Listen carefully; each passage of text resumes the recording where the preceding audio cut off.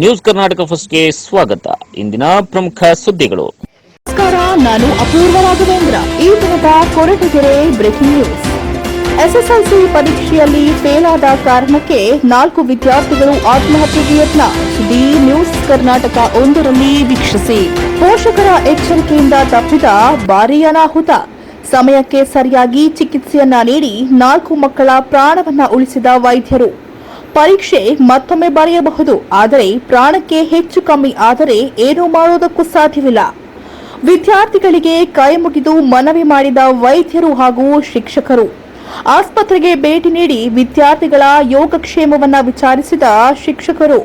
ಪರೀಕ್ಷೆ ಮತ್ತೊಮ್ಮೆ ಬರೆಯಬಹುದು, ಆದರೆ ಯಾವುದೇ ಕಾರಣಕ್ಕೂ ದುಡುಕಿ ಯಾವುದೇ ನಿರ್ಧಾರವನ್ನ ತೆಗೆದುಕೊಳ್ಳಬೇಡಿ. ಫೇಲ್ ಆದ ವಿದ್ಯಾರ್ಥಿಗಳ ಮನೆಯಲ್ಲಿ ಪೋಷಕರು ಎಚ್ಚರಿಕೆಯಿಂದ ನೋಡಿಕೊಳ್ಬೇಕು. ಒಬ್ಬರನ್ನೇ ಎಲ್ಲಿಯೂ ಬಿಡಬೇಡಿ. ಜೊತೆಯಲ್ಲಿದ್ದು ಸಮಾಧಾನದ ಮಾತುಗಳನ್ನ ಆಡಿ ಖುಷಿಯಿಂದ ಮಕ್ಕಳನ್ನ ನೋಡಿಕೊಳ್ಳಿ ಎಂದು ಪೋಷಕರಿಗೆ ತಿಳಿಸಿದ ಶಿಕ್ಷಕರು. ನಮ್ಮ ಶಾಲೆಯ ಮಕ್ಕಳು ನಮ್ಮ ಮಕ್ಕಳಿದ್ದಂತೆ, ಪೋಷಕರಿಗಿಂತ ಜವಾಬ್ದಾರಿ ನಮದಿರುತ್ತದೆ ಎಂದ ಶಿಕ್ಷಕ. ಕೊರಟಗೆರೆ ತಾಲೂಕಿನ ಸರ್ಕಾರಿ ಶಾಲೆಗಳ ಎಸ್ಎಸ್ಎಲ್ಸಿ ಮಕ್ಕಳ ಪರೀಕ್ಷೆಯ ಫಲಿತಾಂಶದಲ್ಲಿ ಭಾರೀ ಕುಸಿತ. ಕಾರಣ ಏನು? ಇಲ್ಲಿದೆ ಸಂಪೂರ್ಣ ಮಾಹಿತಿ. ಕೊರೋನಾ ಎಂಬ ಮಹಾಮಾರಿಯಿಂದ ಮಕ್ಕಳಲ್ಲಿ ಕುಂಠಿತವಾದ ಶಿಕ್ಷಣ. ಎಸ್ಎಸ್ಎಲ್ಸಿ ಪರೀಕ್ಷೆಯಲ್ಲಿ ಭಾರೀ ಬದಲಾವಣೆ. ಈ ಬಾರಿ ಎಸ್ಎಸ್ಎಲ್ಸಿ ಪರೀಕ್ಷೆಗೆ ಹದ್ದಿನ ಕಣ್ಣಾದ ಸಿಸಿ ಕ್ಯಾಮೆರಾ. ಈ ಬಾರಿ ಎಸ್ಎಸ್ಎಲ್ಸಿ ಪರೀಕ್ಷೆಯಲ್ಲಿ ಫೇಲ್ ಆದ ಮಕ್ಕಳಿಗೆ 2 ಬಾರಿ ಪರೀಕ್ಷೆ ಬರೆಯುವ ಅವಕಾಶವನ್ನ ಕಲ್ಪಿಸಿರುವ ಶಿಕ್ಷಣ ಇಲಾಖೆ. ತಾಲೂಕಿನ ಸರ್ಕಾರಿ ಪ್ರೌಢಶಾಲೆಗಳಾದ Bukkapatna high school, Siddarabetta Ambedkar high school, ಯಲೆರಾಂಪುರ high school ಹಾಗೂ ಕೊರಟಗೆರೆ ಪಟ್ಟಣದ ಸರ್ಕಾರಿ ಶಾಲೆಯ ವಿದ್ಯಾರ್ಥಿಗಳು ಆತ್ಮಹತ್ಯೆಗೆ ಯತ್ನಿಸಿರುವ ವಿದ್ಯಾರ್ಥಿಗಳಾಗಿದ್ದಾರೆ. ಎಸ್ಎಸ್ಎಲ್ಸಿ ಫಲಿತಾಂಶ ಬಂದ ಕೆಲವು ಗಂಟೆಗಳಲ್ಲಿ ಆತ್ಮಹತ್ಯೆಗೆ ಯತ್ನಿಸಿದ ವಿದ್ಯಾರ್ಥಿಗಳು. ಪೋಷಕರ ಎಚ್ಚರಿಕೆಯಿಂದ ತಪ್ಪಿದಂತಹ ಭಾರೀ ಅನಾಹುತ. ನಮ್ಮ ಜಬ್ಬನಹಳ್ಳಿ ಕ್ರಾಸ್ ಸರ್. ಏನು ಹೆಸರು? ಮಗಳ ಹೆಸರು? ಮಗಳ ಹೆಸರು ಪ್ರಿಯದರ್ಶಿ. ಏನಕ್ಕೆ ಹಂಗೆ ಮಾಡ್ಕೊಳಕ್ ಹೋಗಿದ್ದೆ? ಅದೇ ನಾನು ಫೇಲ್ ಆಗಿದ್ದೀನಿ ಅಂತ ಹೇಳಿ ಅಳ್ತಾ ಇದ್ರು. ಅಳ್ತಾಳೆ ಬಿಡು ಅಂತ ಸುಮ್ಮನಾಗಿದ್ರು ಸರ್. ಅವ್ರು ಯಾರು ಒಂದು ಮಾತು ಒಂದಿಲ್ಲ ಅವ್ರಿಗೆ. ಆಮೇಲೆ ಬಾತ್ರೂಮ್ಗೆ ಹೋಗ್ಬರ್ತೀನಿ ಅಂತ ಬಾತ್ರೂಮ್ ಒಳಗೆ ಹೋಗ್ಬಿಟ್ಟು ಪೆನಲ್ ಕೊಟ್ಬಿಟ್ಟಳು. ನಾವು ಕಿಟಕಿ ರಾಸಿ ನೋಡಿ ಕಿರ್ಚ್ಕೊಂಡ ಮೇಲೆ ಬಂದು ತಿರ್ಗಾ ಅವಾಗ ಹಿಂದೆ ಹಾಸ್ಪಿಟಲ್ ಎಷ್ಟು ಗಂಟೆಗೆ ಹಿಂಗಾಗಿದ್ದಮ್ಮ? 10:30 ಸರ್. ನಿನ್ನೆ ಬೆಳಗ್ಗೆ 10:30. ಆರಾಮಾಗಿದ್ದಾರೆ ಈಗ? ಏನಾದ್ರು ಧೈರ್ಯ ಹೇಳಿದ್ರಮ್ಮ ಮಗಳಿಗೆ? ಹೇಳಿದ್ವಿ ಸರ್. ನಾವು ಹೇಳಿದ್ವಿ. ಏನ್ ಹೇಳಿದ್ರಮ್ಮ? ಮಾಸ್ಟರ್ ಎಲ್ಲ ಬಂದಿದ್ದು ನಾವು ಹೇಳಿದ್ವಿ, ಈಗಿನ್ ಮಾಡ್ಬೇಡ ಅಂತ ನಮ್ಗೆ ಇರೋದು ಸರ್. ಈಗ ಆರಾಮಾಗಿದ್ದಾಳೆ ಮಗಳು? ಧೈರ್ಯದಿಂದ ಹೇಳಿದಿರಲ್ಲ ನಿಮ್ಮ ಹೆಸರಮ್ಮ? ನಮ್ಮ ಹೆಸರು ಕರಿಯಮ್ಮ. ನಿನ್ನೆ 3-4 ಮಕ್ಕಳು SSLC ಎಕ್ಸಾಮಲ್ಲಿ ಅನುತ್ತೀರ್ಣರಾಗೋದ್ರಿಂದ ಫೇಲ್ ಆಗಿರೋದ್ರಿಂದ ಅವ್ರು ಬಂದು ಅವರು ಮನಸ್ಸಿಗೆ ಅಂದ್ಕೊಂಡು ಏನೋ ಟ್ಯಾಬ್ಲೆಟ್ ಆಗಲಿ ಈ ಪೆನಾಯಿಲ್ ಆಗಲಿ ಅಂತ ಕುಟ್ಕೊಂಡು ಬಂದಿದ್ರು. ಅವೆಲ್ಲ ಟ್ರೀಟ್ಮೆಂಟ್ ಮಾಡಿಬಿಟ್ಟು ಎಲ್ಲ ಚೆನ್ನಾಗಿ ಟ್ರೀಟ್ಮೆಂಟ್ ಮಾಡಿಬಿಟ್ಟು ಅಡ್ಮಿಷನ್ ಮಾಡಿದ್ವು. ಸೊ ಈಗೆಲ್ಲ ಗುಣಮುಖರಾಗಿದ್ದಾರೆ. ಅದರಿಂದ ಈ ಥರ ಮತ್ತೆ ವಿದ್ಯಾರ್ಥಿಗಳು ಈ ಥರ ಯಾವಾಗಲೂ ಮನನೊಂದು ಈ ಥರ ಯಾವತ್ತೂ ಆತ್ಮಹತ್ಯೆಗೆ ಯಾವತ್ತೂ ಅವರು ಟ್ರೈ ಮಾಡಬಾರ್ದು. ಅವರು ಧೈರ್ಯದಿಂದ ಎಲ್ಲ ಎಕ್ಸಾಮ್ಸು ಪಾಸ್ ಮಾಡಿ ಇನ್ನೊಂದು ಎಕ್ಸಾಮ್ ಸಪ್ಲಿಮೆಂಟರಿ ಎಕ್ಸಾಮ್ ಇರ್ತವೆ, ಅದರಲ್ಲೆಲ್ಲ ಚಾನ್ಸ್ ಇರುತ್ತೆ ಪಾಸ್ ಮಾಡೋದಕ್ಕೆ. ಸೊ ಈ ಥರ ಒಂದೇ ಸರಿ ಈ ಥರ ಏಕಾಏಕಿ ಡಿಸಿಷನ್ ತೊಗೊಂಡು ಅವ್ರ ಲೈಫ್ ಆನ್ ಮಾಡ್ತಾರೆ. ಅವ್ರಿಗೆಲ್ಲ ಮುಂದೆ ಒಳ್ಳೆಯ ಭವಿಷ್ಯ ಇರುತ್ತೆ. ದಯವಿಟ್ಟು ಎಲ್ಲ ವಿದ್ಯಾರ್ಥಿಗಳು ಏನಂದರೆ ಯಾವುದೇ ಎಕ್ಸಾಮಲ್ಲಿ ಫೇಲ್ ಆದರೆ ನೀವು ಯಾವತ್ತೂ ನಿಮ್ಮ ಮನನೊಂದಿದೆ ಧೈರ್ಯವಾಗಿ ನೆಕ್ಸ್ಟ್ ಬರೋ ಎಕ್ಸಾಮ್ಸು ಫೇಸ್ ಮಾಡಿ ನೀವು ಭವಿಷ್ಯ ನಿಮ್ಮ ಒಳ್ಳೆಯ ಭವಿಷ್ಯನ ರೂಪಿಸ್ಕೊಳ್ಬೇಕು ಅಂತ ನಾನು ಹೇಳ್ತೀನಿ. ಯಾವ ಗ್ರಾಮದವ್ರ ಹತ್ರ ಆಗಿದ್ದಾರೆ ಸರ್ ಸ್ಟೂಡೆಂಟ್ಸ್? ನಿಮ್ಮ ಗಮನಕ್ಕೆ ಬಂದಿದ್ದು ಎಲ್ಲಿಂದಿದ್ದು ಸರ್?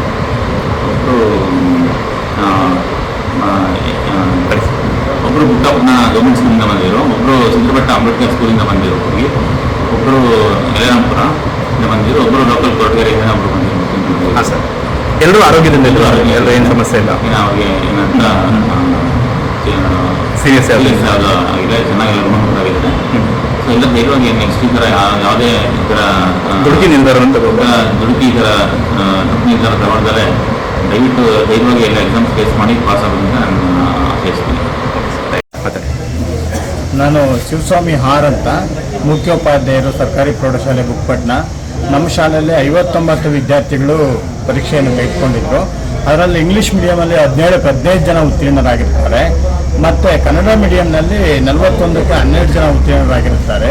ಒಟ್ಟು 32 ಜನ ಅನುತ್ತೀರ್ಣರಾಗಿರುತ್ತಾರೆ. ಆ ಮಕ್ಕಳಲ್ಲಿ ಇವಳು ಈ ಮಗು ಚೆನ್ನಾಗಿ ಓದ್ತಾ ಇದ್ಲು, ಆರೋಗ್ಯ ಸಮಸ್ಯೆಯಿಂದ ಆಗಿದೆ. ಅದರಿಂದ ಎಲ್ಲ ಕಡೆ ಕಡಿಮೆ ಬಂದಿದೆ. ಆದರೂ ಕೂಡ ಇವಳು ಈ ರೀತಿ ನಿರ್ಧಾರ ತಗೊಂಡು ಫೆನಾಯಿಲನ್ನು ಕುಡಿದ್ಬಿಟ್ಟು ಹಾಸ್ಪಿಟ್ಲಿಗೆ ಸೇರಿಸಿದ್ದಾರೆ. ರಿಸಲ್ಟ್ ಬಂದು ಅರ್ಧ ಗಂಟೆನಲ್ಲೇ ಇದಾದರೆ ಈಗ ನಾವು BO ಎಲ್ಲ ಬಂದುಬಿಟ್ಟು ನೋಡಿ ಇದನ್ನು ವಿಚಾರಿಸಿ ಅವ್ರಿಗೆ ಸಮಾಧಾನ ಮಾಡಿ ಸಾಂತ್ವನ ಮಾಡಿ ಈ ಮೂಲಕ ಹೋಗ್ತಾ ಇದ್ವಿ. ಏನೂ ತೊಂದರೆ ಇಲ್ಲ, ಆರೋಗ್ಯ ಚೆನ್ನಾಗಿದೆ. ಹೊಟ್ಟೆ ನೋವು ಸ್ವಲ್ಪ ಇತ್ತು, ಈಗ ಕಡಿಮೆ ಮಾಡಿ ಈಗ ಡಿಸ್ಚಾರ್ಜ್ ಮಾಡ್ತಿದ್ದಾರೆ. ಈ ಮೂಲಕ ಎಲ್ಲ ಮಕ್ಕಳಿಗೂ ಹೇಳೋದೇನು ಅಂದರೆ ಈ ರೀತಿಯಾಗಿ ಯಾರೂ ನಿರ್ಧಾರ ತಗೋಬಾರ್ದು. ಇನ್ನೂ 2 ಪರೀಕ್ಷೆ ಇದೆ, ಈಗ ಹೋಗೋ ಮಕ್ಕಳ ಜೊತೆಲೇ ಕಾಲೇಜಿಗೆ ಹೋಗಿ ಸೇರ್ಕೋಬೋದು. ಅದರಿಂದ ಯಾವ ರೀತಿ ಈ ಥರ ನಿರ್ಧಾರವನ್ನು ತಗೋಬಾರ್ದು ಮಕ್ಕಳು ಅಂತ ಹೇಳ್ತಾ ಎಲ್ಲರೂ ಇದ್ರ ಬಗ್ಗೆ ಎಚ್ಚರ ಇರಲಿ. ಎಲ್ಲದಕ್ಕಿಂತ ಜೀವ ದೊಡ್ಡದು, ಆಮೇಲೆ ಸಾಧನೆ ಅಂತ ಹೇಳ್ತಾ ಪೋಷಕರಿಗೆ ಏನು ಹೇಳಕ್ಕೆ ಇಷ್ಟಪಡ್ತೀರಾ ಸರ್? ಪೋಷಕರು ರಿಸಲ್ಟ್ ಬಂದಾಗ ಮಕ್ಕಳನ್ನ ಗಮನಿಸಬೇಕು, ಅವ್ರ ಜೊತೆಲಿ ಇರಬೇಕು, ಅವರಿಗೆ ಸಾಂತ್ವನ ಸಮಾಧಾನ ಹೇಳಬೇಕು. ಮತ್ತು ಜೀವ ಫಸ್ಟು, ಆಮೇಲೆ ಉಳಿದಿದ್ದು ಸಾಧನೆ. ಅದರಿಂದ ಮಾಡ್ಬೋದು, ಸಾಧನೆ ಮಾಡೋಕ್ಕೆ ಸಾಕಷ್ಟು ಅವಕಾಶ ಇದೆ. SLC ಫೇಲ್ ಆದರೂ IAS ಪಾಸ್ ಮಾಡಿದ್ದಾರೆ. ಅದರಿಂದ ಆ ರೀತಿ ಒಳ್ಳೆ ನಿರ್ಧಾರ ತಗೋಬೇಕು. ಜೀವಕ್ಕೆ ದುಡ್ಡು ತಂದುಕೋಬಾರ್ದು ಆ ಮಕ್ಕಳಿಗೆ. ಆ ಟೈಮಲ್ಲಿ ಪೋಷಕರು ಕೂಡ ಅವ್ರ ಜೊತೆ ಇದ್ದು ಹೆಚ್ಚು ಪ್ರೋತ್ಸಾಹ ಕೊಡಬೇಕು, ಅವರಿಗೆ ಧೈರ್ಯ ತುಂಬಬೇಕು ಅಂತ ಈ ಮೂಲಕ ನಾನು ಹೇಳಕ್ಕೆ ಇಷ್ಟಪಡ್ತೀನಿ. ಎನ್ ಶ್ರೀರಾಮಯ್ಯ ಅಂತ, ಡಾಕ್ಟರ್ BR ಅಂಬೇಡ್ಕರ್ ಪ್ರೌಢಶಾಲೆ ದೈಹಿಕ ಶಿಕ್ಷಣ ಶಿಕ್ಷಕರು. ನಮ್ಮ ಶಾಲೆಯಲ್ಲಿ 35 ಜನ ಮಕ್ಕಳು ಎಕ್ಸಾಮಿನೇಷನ್ ಕಟ್ಟಿದ್ದು, 7 ಜನ ತೇರ್ಗಡೆ ಬಂದಿದ್ದಾರೆ. ನಾವು ಸಾಕಷ್ಟು ಸರಿ ಹೇಳ್ತಾ ಇರ್ತೀವಿ ಮಕ್ಕಳಿಗೆ, ಈ ಸರಿ ವಿಶೇಷವಾಗಿ 3 ಎಕ್ಸಾಮನ್ನು ಕೊಟ್ಟಿದ್ದಾರೆ. ಮೇಲಾಗಿ 3 ಎಕ್ಸಾಮ್ ಕೊಟ್ಟರು ಒಂದೇ ಸರಿ ಪಾಸ್ ಆದಂಗೆ ಅಂತಕ್ಕಂತಹ ಸರ್ಕಾರಿ ಆದೇಶ ಇದೆ. ಮೊದಲನೇ ಸರಿ ಪಾಸ್ ಆದವ್ರಿಗೆ ಏನು ಮಾರ್ಕ್ಸ್ ಕಾರ್ಡ್ ಬರ್ತಿತ್ತೋ, 3ನೇ ಸರಿ ಪಾಸ್ ಆದವ್ರಿಗೂ ಅದೇ ಥರ ಮಾರ್ಕ್ಸ್ ಕಾರ್ಡ್ ಬರ್ತೈತೆ. ಯಾವುದೇ ಪ್ರಕಾರ ಭಿನ್ನಾಭಿಪ್ರಾಯ ಇಲ್ಲ. ಮೇಲಾಗಿ ವಿಶೇಷವಾಗಿ ಏನು ಅಂತಂದರೆ ಈ ಸಾರಿ ಒಂದು CC ಕ್ಯಾಮ್ರಾ ಹಾಗೂ ವೆಬ್ ಕಾಸ್ಟಿಂಗ್ ಅಂತಕ್ಕಂಥ ಒಂದು ಕಣ್ಗಾವಲು ಇರ್ತಕ್ಕಂತಹ ಒಂದು CC ಕ್ಯಾಮ್ರಾವನ್ನು ಇಟ್ಟಿದ್ರು. ಆದರೆ ಮಕ್ಕಳಿಗೆ ಏನಾಗಿದೆ ಅಂದರೆ ಭಯಭೀತರಾಗಿದ್ದಾರೆ ಅಷ್ಟೇ. ಅದರಲ್ಲಿ ಹೆದರ್ಕೊಳ್ತಕ್ಕಂಥ ಅವಶ್ಯಕತೆ ಇಲ್ಲ. ಮಕ್ಕಳು ನಿರರ್ಗಳವಾಗಿ ಸಂತೋಷವಾಗಿ ಓದಿದ್ದನ್ನು ಯಾರೇ ತಂಟೆ ತಕರಾರದಿಂದಲೇ ನೀಟಾಗಿ ಬರಿಬೋದು.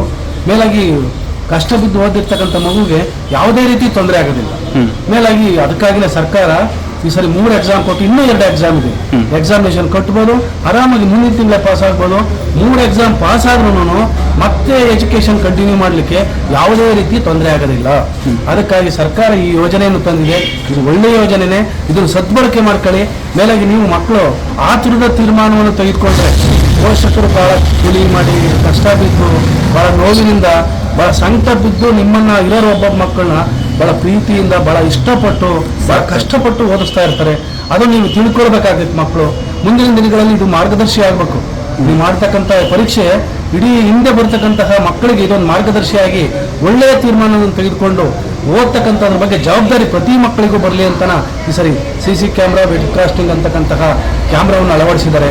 ಇದರಿಂದ ತಪ್ಪೇನು ಅಂತಲ್ಲ, ಪ್ರಾಮಾಣಿಕ ವಿದ್ಯಾರ್ಥಿಗೆ ನ್ಯಾಯ ಸಿಗಲಿ ಅನ್ನೋ ಒಂದೇ ಉದ್ದೇಶದಿಂದ ಇದನ್ನು ಮಾಡಿರ್ತಕ್ಕಂಥದ್ದು. ದಯವಿಟ್ಟು ಮಕ್ಕಳು ಈ ತೀರ್ಮಾನ ತೆಗೆದುಕೊಳ್ಬಾರ್ದು.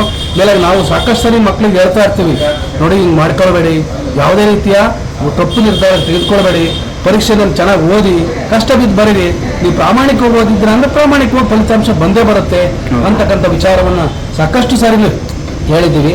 ಮೇಲಾಗಿ ಪೋಷಕರಿಗೆ ತೊಂದರೆ ಆಗ್ದಂಗೆ, ಅಕ್ಕಪಕ್ಕದ ಊರಿನಲ್ಲಿ ಬೇರೆ ಮಕ್ಕಳಿಗೆ ತೊಂದರೆ ಆಗ್ದಂಗೆ ನೀವು ಮುಂದಿನ ದಿನಗಳಲ್ಲಿ ಒಳ್ಳೆ ತೀರ್ಮಾನ ತೆಗೆದುಕೊಳ್ತೀರಾ ಅಂತ ನಾವು ಭಾವಿಸ್ತೀವಿ.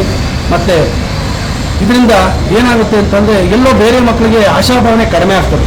ನೀವು ಈ ರೀತಿ ತೀರ್ಮಾನವನ್ನು ತೆಗೆದುಕೊಂಡ್ರೆ ಬೇರೆ ಮಕ್ಕಳಿಗೆ ಆಶಾಭಾವನೆ ಕಡಿಮೆ ಆಗ್ತದೆ. ಅದಕ್ಕೆ ನೀವು ಒಳ್ಳೆಯ ತೀರ್ಮಾನ ತೆಗೆದುಕೊಳ್ಳಿ.